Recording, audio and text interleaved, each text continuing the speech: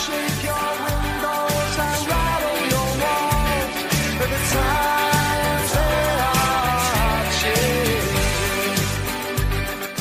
Yes, they're changing. I was reflecting the other day about some of the really great outcomes of starting this podcast. It's been a very organic experience. I started it, I don't know, a year and a half ago. I didn't know what the hell I was doing, but as I heard Dan Carlin from Hardcore History, the great podcaster, he said one time, a podcast has to take some time to become what it's going to become. And I think that's sort of the journey that I've been on with this podcast. I'm your host, Dr. Clint Haycock. I'm welcoming you to the Mind Shift podcast. And as I was saying, one of the really cool things that's come out of it is connecting you, the listener, with a wide range of guests, people that you probably ordinarily wouldn't have ever heard of or met or known. People like Sarah Smith, Stacey Ray, Josh de Keyser from the Netherlands, and of course Stacey and Sam Morse, who was on the podcast last week. They're both from Canada. We've got people from the States. We've got people from Great Britain, people from Europe.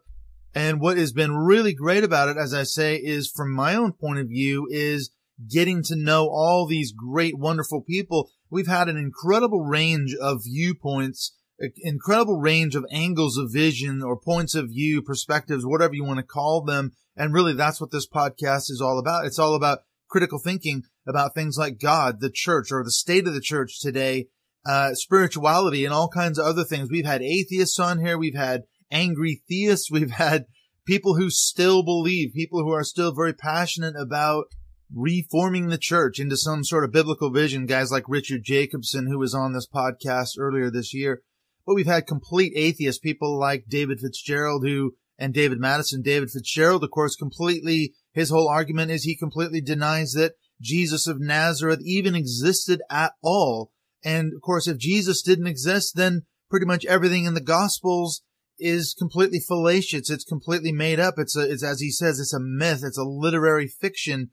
You know, we've had David Madison on here as well, who is a total atheist, and he's really strongly arguing against Christianity in general as a religion. You know, so we've had an incredible range of guests on this program. And today I am bringing you an interview with Steve Stone Sr. I mentioned before, I've heard him last year when he was on the Holy Heretics podcast. So thanks to John and Scott for connecting me with Steve. We've been friends on Facebook for a while. Now, Steve Stone's an interesting case. Here's a guy, he's going to tell you his story in this episode, part 1 today, but here's a guy who still very much identifies as a Christian, but he is certainly not your run-of-the-mill evangelical or fundamentalist. Yes, he came out of fundamentalism, but his views have changed. He's been described as a progressive Christian, as a liberal Christian, and I suppose from the point of view of the conservative evangelicals or fundamentalists, based on his views of the Bible and of Jesus, they'd probably view him as a heretic. So what are we doing in this episode today? Well, we're going to hear in this one, part 1, Steve's own kind of backstory, his personal narrative, if you will, how he came out of fundamentalism, and then his views have evolved, and he's become much more inclusive of LGBT people. His views on the Bible and Jesus have radically changed, and they are very, very different from the views of the fundamentalist Christians, the sort of environment that he grew up around as a kid. And of course, we also want to find out how he became known as the Starbucks pastor. What is that all about? And he was just, serving as a pastor of this church in just outside of Memphis, Tennessee. And there's a great story there. He ended up on a Starbucks video. And then, of course, he was on Holy Heretics and a lot of other places last year. And I'm really glad to be able to bring you this interview today and next week with Steve Stone, because it's another perspective. It's another point of view. Maybe there's a way, if you've come out of evangelicalism, maybe you're angry at the church. Maybe you're angry at God. I don't know what your story is, but as I've said many times before, deconstruction looks different for every person. There's a spectrum of responses. People go in all kinds of different directions. And if you read my article, What Happens After People Leave the Church, either on my site, preachersforum.com, or on Theology Corner, what I have discovered in talking to lots and lots of ex-evangelicals or ex-evangelicals who've left the church behind in some capacity is that there's a wide range of possible responses in terms of where they go, all the way from people like Richard Jacobson who left the institutional church but really seek to reform it from some sort of biblical worldview platform all the way down to becoming atheists, angry theists, or people who are really angry at the evangelical church. And in fact, speaking of that, I've got a couple of interviews lined up, or at least I'm working on them, with some of the people who are very involved in some of these Twitter hashtag campaigns, such as the hashtag empty the pews, the being ex-evangelical, the ex-evangelical campaigns, who are really kind of on the front lines of sort of combating some of the excesses and abuses that we see within evangelicalism. And in fact, when I'm in the States, I'm traveling back and forth to Seattle right now. I've been doing a lot of traveling, and I'm going to line up a couple of interviews with some guys that I grew up with, Bob Grayman and Jeff Judd. We're going to talk about what it was like growing up evangelical. So we're going to be getting on this subject of sharing some of the absolutely crazy and insane stories of what it was like to grow up in fundamentalism, evangelicalism. We all went to Christian school together, and we've had some absolutely insane, crazy experiences, and those have affected us for the rest of our lives, really, in terms of triggering, emotional scarring, psychological damage. And it's unbelievable to think that the church has done that to us. So look out for those interviews coming up in the next few months. Also, I was going to mention what happens after Steve Stone. Well, we got him part 1 and part 2 this week and next week. I'm going to be bringing you then after that 2 episodes with a friend of mine, Brian Staples. I was able to arrange an interview, a recording session while I was in the Seattle-Tacoma area recently. As I mentioned, I've been doing a lot of traveling back and forth. And so Brian and I sat down in a friend's house and we talked about his own backstory and how he came out of a crazy white supremacist church in the Seattle-Tacoma area. It's just unbelievable, the story that Brian's got to tell. So that's coming up after Steve Stone. So there is a lot of really amazing, great content headed your way. All right, so let's go on into this episode with Steve Stone, part 1. Let's find out how Steve was able to escape fundamentalism, change his views on the Bible, change his views on Jesus himself, and how all that deconstruction of his former fundamentalist faith led him to a place of embracing inclusion. So let's find out what Steve Stone Sr. has to say. Let's hear his backstory today in part 1.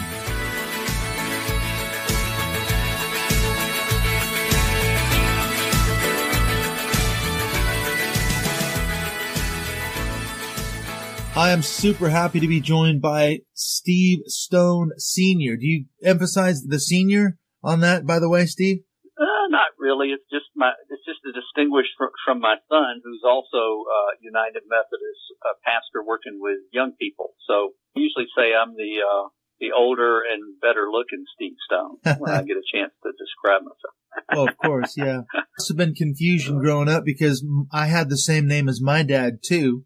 So there were 2 Clint Haycocks in our household, and it always caused problems when anyone would answer the phone. They would ask for Clint, and then they would say, well, which one? And then they would say, yeah. I think I'm looking for the older one, or I think I'm looking for the younger one. So I don't know if you had that problem when your son was in the household. Don't remember that, but there's a lot I don't remember about my children growing up. Yeah, you don't want to remember. Well, now you're coming from Cordova, Tennessee. Is that near Memphis or more near Nashville? It's a suburb of Memphis. There's no real demarcation between Memphis and Cordova. Matter of fact, parts of Cordova are now in the city limits of Memphis. Yeah, Memphis is growing. It's exploding. I lived there for about 3 months in a place called Millington, which is not far from Memphis. I was in the Navy going to school back in the late 80s. So I went to Memphis. I saw the Mississippi. I didn't get down to Beale Street or any of those other places, but now that I look back on it, I think, what was I thinking? I should have gone down there and had some great barbecue. I love blues music and rock and roll, so Memphis is the place to be for good music and good blues, isn't it? Absolutely. And I was pastor at First United Methodist in Millington for about 7 years. So probably 90 through 97, something like that. Well, that would have been just after I left. I left there in 86. So yeah, I missed you just by a few years, but back then I wasn't much interested in going to church. I was interested in going to the bars around Millington, and that was life in the Navy, drink your fellow sailor under the table. That was kind of our passion in life at the time. I remember, we loved living in Millington, and we interacted with a lot of the kids, because it was like the first stop after boot camp. So they would come there for their first school, and we'd have them over for Thanksgiving, and some of them would come to church, and we'd get to know them. I loved those. It was a wonderful bunch of young people. Yeah, that was a good time in my life, I guess, from that point of view. The Navy taught me a lot of discipline. I was kind of a tearaway, as they would say. So yeah, it's a good memory to look back on, even though at the time I probably didn't appreciate it. But now I came across you by listening to the Holy Heretics podcast. It was must have been about a year ago that you were on their show. Yeah. I don't remember exactly, but you've kind of come to prominence, maybe more since then. I don't know, but you already were known as the Starbucks pastor. Isn't that what they called you? That's what they called. That's what Scott called me. He dubbed me the Starbucks pastor. Yeah, you're the Starbucks pastor.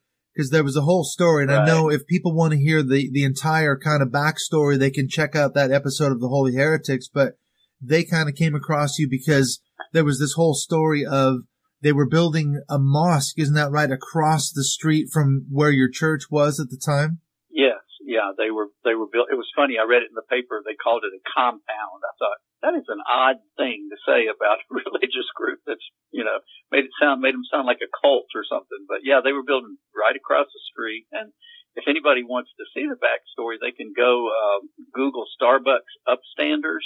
And there's a little video, about a 5-minute video called The Mosque Across the Street. It makes me cry every time I see it. But not because I'm in it, but because there's a guy right in the middle of the video from Heartsong Church that says, I realized they weren't the problem, I was the problem. And he gets real emotional. It's like, okay, that's the heart of the whole thing right there. So was the community not very accepting of this group of Muslims who wanted to build a mosque? And you kind of took the lead in a way, didn't you? As I remember the story from the Holy Heretics, as far as building a relationship with some of the key leaders that were planning on building this compound, as you say, or mosque. Can you kind of give us a brief synopsis of the story? Well, yeah, they moved in, and I didn't know any Muslims. I mean, at all. Didn't even realize. I thought there was probably a few in Memphis. Ended up there about 20,000. Didn't know anything about them, but they moved in across the street. And I being a Jesus follower, I'm feeling this fear and ignorance, but I know that's not supposed to make the decision for me. So I just start praying and say, Lord, what are we supposed to do here? And the story of the Good Samaritan just starts playing in my head, where Jesus cast as the hero of the story, somebody the crowd would have hated for no reason other than that they were a Samaritan. And then he said, you go be a neighbor like that. So I got to thinking about that story of Jesus, and then I thought, well, shoot, these people are literally our neighbors. Literally, yeah. So we got to find a way to love them, and that's what we did. So you built a relationship with some of the leaders from this mosque. What's happened since that episode has aired, the Holy Heretics, and then Starbucks picked up the story too, didn't they? That was kind of how you became the Starbucks pastor. They heard about this really unique relationship between you and the leaders of this mosque. Isn't that right? And then they did a video on that as well. Right. They did, because it really went beyond the leadership to where all of our peoples would get together. We get together for a pre-Thanksgiving dinner, and we get together for a spring picnic, and we've done coat drives and food drives, and every anniversary of 9/11 we do a blood drive together with the Red Cross or Lifeblood, the local blood donor center. So, we have a lot of interactions with each other, and it's not just the leadership, but all the peoples and the children and the youth, and it's just a beautiful friendship. So you feel like you can set aside your theological, doctrinal differences on that level and just serve the community? I mean, why does it matter that you have to disagree or whatever on certain fundamental things if you're a Christian or if you're a Muslim? Is that kind of how the way you approached it? The community's more important than our squabbles between these two religions? Oh, absolutely. And what we found, Clint, is that the more we concentrate on what we have in common, the less our differences even matter. They just don't matter. I had someone say to me, a reporter one time said, well, what happens when you start talking about your differences? And I said, well, why in the world would we ever do that? Why emphasize those things? Yeah. I mean, if I sit around the table with my family, my children and my grandchildren, and we start talking about our differences, well, it's not going to be a great meal, because there's always differences in any kind of family. But if we talk about things we have in common, that's what unifies us. So And there's more important things out there for sure. And there's a huge community in need of all kinds of services that these two groups are more than willing and able to meet. So what's wrong with that? I don't understand why someone would have a problem. I guess a fundamentalist would have a problem with you working with a bunch of Muslims as Christians, I suppose. I don't know. They think you're helping them proselytize or whatever. I think fundamentalism is based on fear, and I would say also ignorance. But in any human being, fear and ignorance trumps anything. And I would have said that before the current American administration. You're not using that word just because it happens to fit the current situation. It does fit, but I've always said that. Fear and ignorance trumps anything. It's true. Now, I want to get into in a little bit some of your stuff on Facebook, because I'm glad that we finally got a chance to do this podcast, because I've been, I guess, a Facebook stalker of yours for a long time. Sometimes I do comment on some of your posts. You tend to post a lot of things about politics, and you posted something the other day about having a kind of an expanded view of welcoming LGBT people in the church. So I'd love to get into that, but I'm interested to hear your backstory. How did you arrive at the place that you're at now? Were you always more inclusive, more, I guess, liberal in that sense? Did you have what was your experience in church growing up? My experience in church was that it was a very narrow form of fundamentalism, where we were the in crowd and everybody else was out, and maybe they could squeak into heaven, but why take the chance?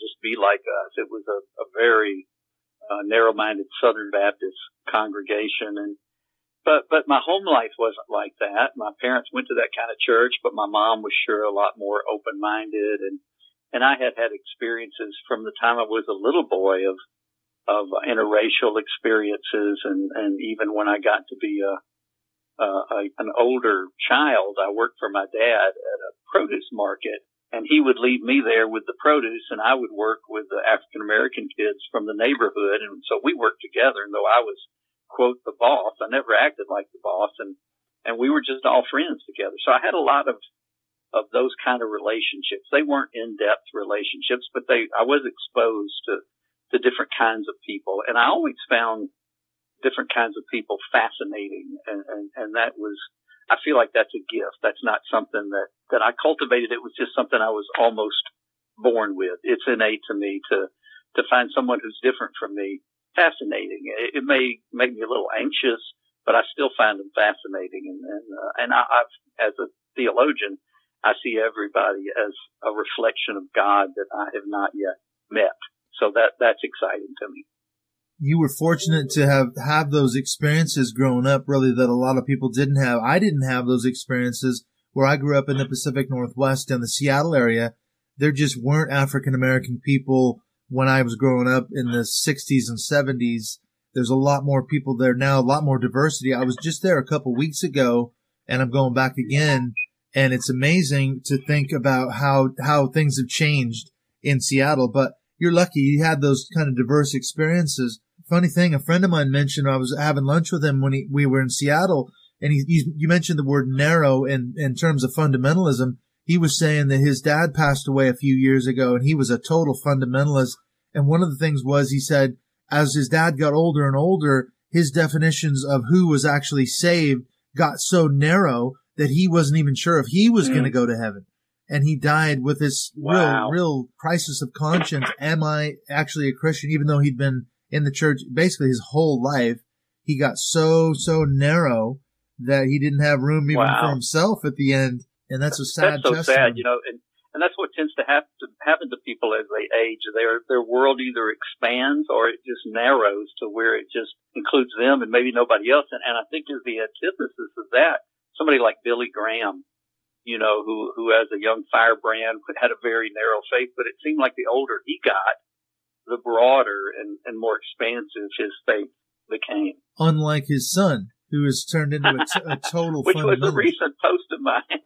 Yeah. I don't have a lot of sympathy for Franklin Graham myself, because I see some of the stuff that he posts on Twitter and Facebook, and he's a big Trump guy and everything else, which I'm sure we'll get into in a bit. But yeah, so how did Franklin become such a fundamentalist when, as you say, Billy Graham got a little bit more open-minded, I guess, the older he got in life, which got him in a lot of trouble, I think, with some of the real fundamentalists too, didn't it?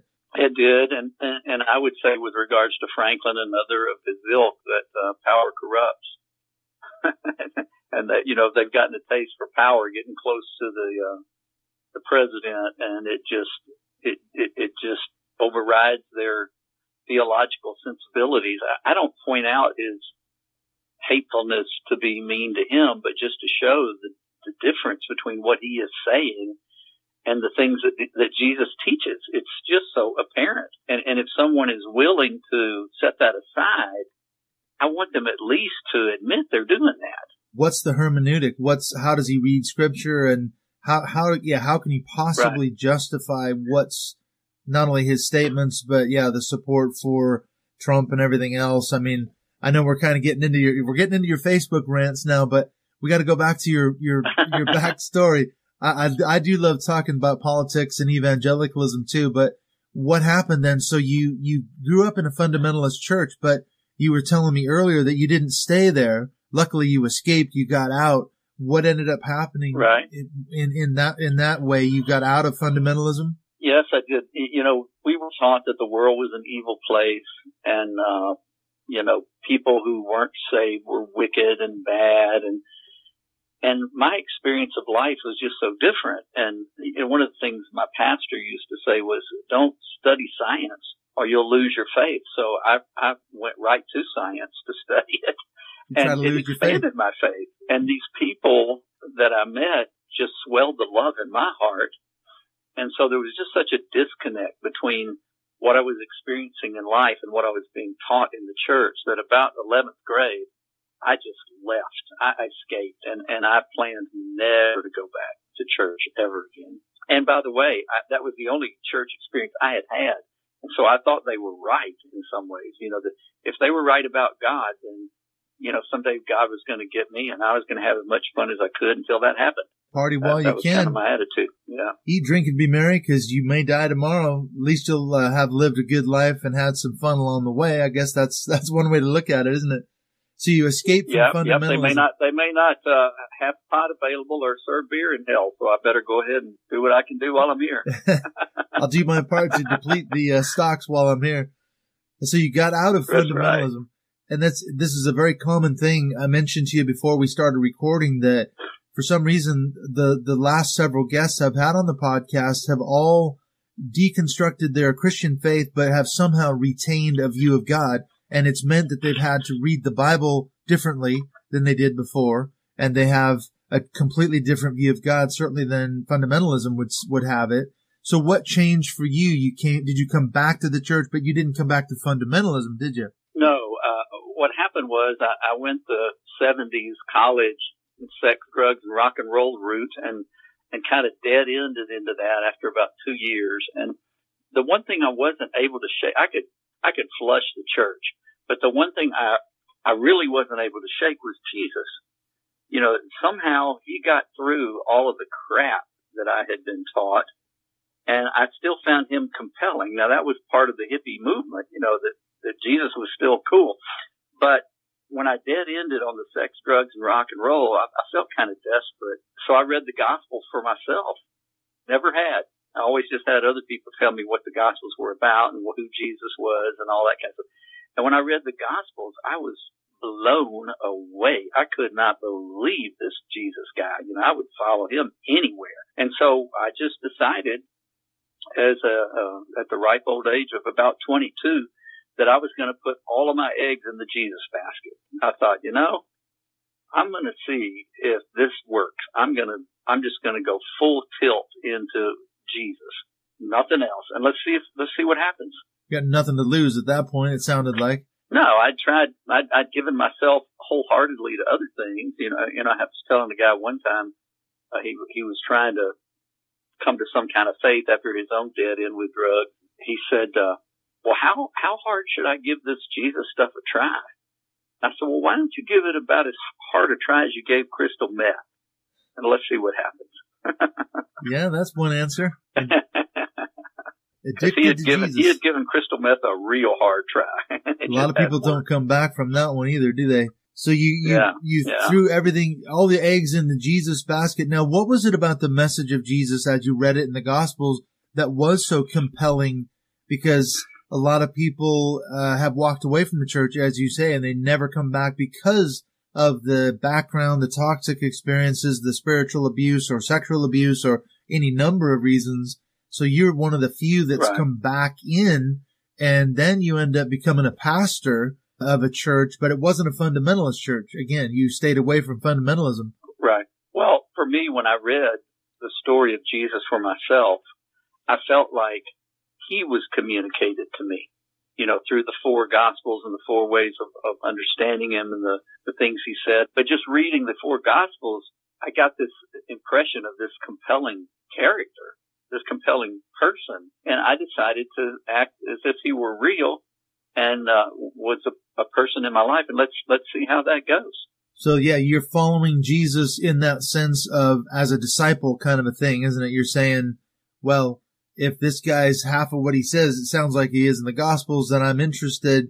How did that change your life after coming out of fundamentalism, going off into sex, drugs, rock and roll? Now you're back in the fold, as it were, but it's a completely different understanding. It must have been the next time around.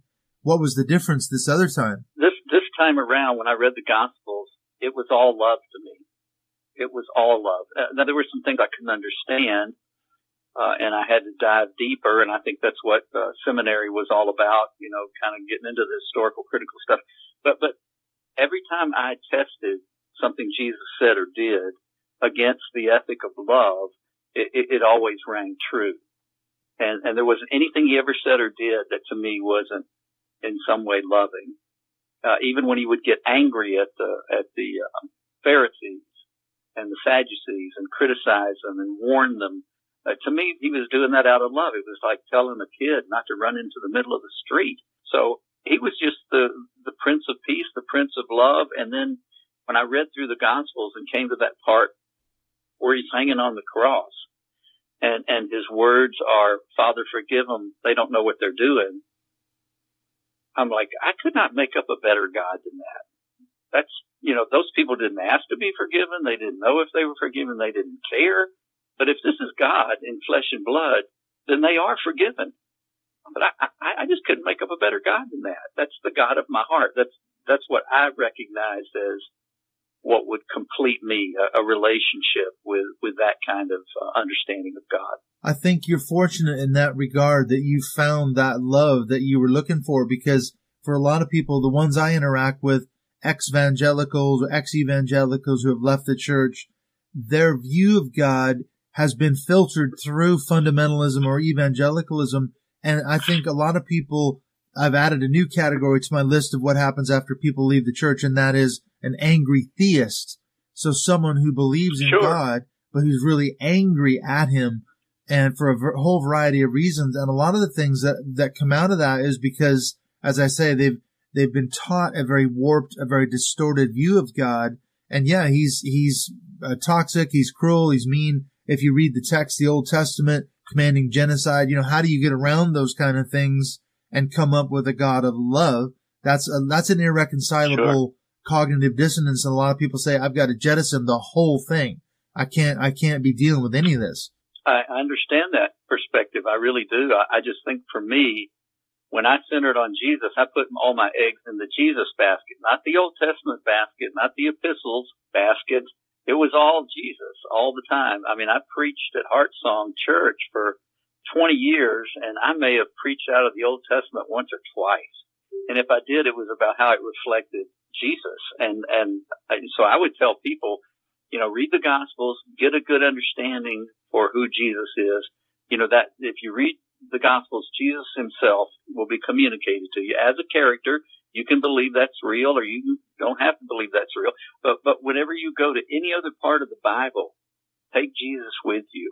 And Jesus, the ethics of Jesus becomes a real strong bullshit filter for a lot of the other stuff that's in the Bible. So you have a very healthy skepticism in a way of the Old Testament. I think this is another real common thread that you may, I don't know if you describe yourself as having gone through some sort of deconstruction, but it sounds like you did, because you left fundamentalism, you jettisoned the whole thing, and then when you came back, you've still got a way of reading the scripture that's different, certainly different than fundamentalism. They're the ones arguing for inerrancy, Absolutely. Inspiration, inerrancy, infallibility, authority of the text. So it actually, I think, paints them in a corner because they have to accept the whole Bible as the Word of God, and there's not a single mistake, and that means they've got to accept that version of God in the Old Testament as well. And then that's why they have theodicy, because they have to argue and provide all these kind of escape clauses for God in the Old Testament at least. And it sounds like you just stay away from that whole mess. Yeah, I mean, I just look at some of the stuff in the Old Testament and say, well, that's pretty crazy. They got that wrong. And, if everything in the Old Testament was right, then why did Jesus come to become the full revelation of God? If we already had it, why would Jesus have to come and show us who God, really is? So a lot of that stuff back there, I'm like, boy, they got it wrong. Wow. So you said this was sort of your overriding message. How long were you at Heart Song Church? 30 years? Well, it's 19 years. And, 1 year before it, I and about 12 other people founded the church. So, for a year prior to us actually constituting as the church. So I was there 20 years. And Heart Song's just coming up on their 20th anniversary just here in a couple of weeks. But you've since retired, I think, isn't that right? You're not the preaching pastor anymore. You don't work at the church anymore, is that right? Or do you still have some sort of role there? No. I retired from Heart Song last June 30th, and July 1st, I became the executive director of the Memphis Friendship Foundation, it's a 501c3 formed out of the friendship between Heart Song and the Memphis Islamic Center. So that's what I do now. And my pulpit now is Facebook. Yeah, definitely. I noticed that for sure. That's your platform. You tend to write a lot of inflammatory things. It's fascinating, I guess, to kind of go back to what you said about looking at Jesus, because do you consider yourself a progressive Christian, a more liberal Christian? Where would you kind of put yourself along that spectrum in terms of compared to evangelicalism, fundamentalism? Where do you land on that scale? I would say that people tend to see me as a progressive and as a liberal, and I don't have any problem with that. I don't tend to label myself. What I feel like is I started following Jesus. He met me where I was when I was 22 years old, and I followed him around through life, and he's led me some amazing places, and I've never changed my mind about anything that I didn't feel like was a result of following him. Everything for me is still Jesus-based. Every post I put on Facebook, every stand I take, every job I take, it's all about following him, because, ask kind of what was the result of me following him is that my life has worked. And it's been an amazing adventure. Not perfect, by far not perfect, but it's worked. And I couldn't say that in my life before I started following the ways and means of Jesus. Love is the most powerful force in the universe. I don't always live up to it, but I know when I've gotten off the path and I need to get back on again. And as I do, my life just works. So as the song has it, love is my religion, in a way, that's kind of your core value. That's kind of, if you boiled everything down and said, okay, what does Steve Stone stand for? Hopefully it's going to be love. And that's what you're saying that's the message of Jesus as you understand it. Right. Love the Lord your God is not hard if you understand God as Jesus taught and lived and died and my faith rose again. And love your neighbor is just gratitude for the way God is. God is love. God made us in God's image, and loving our neighbor is how we live that out. And it's not rocket science. It's not always easy to do, but it's a very simple faith. And to me, it's the one Jesus taught. He said everything goes under love God and love your neighbor. If it doesn't fit under those two, it just doesn't fit.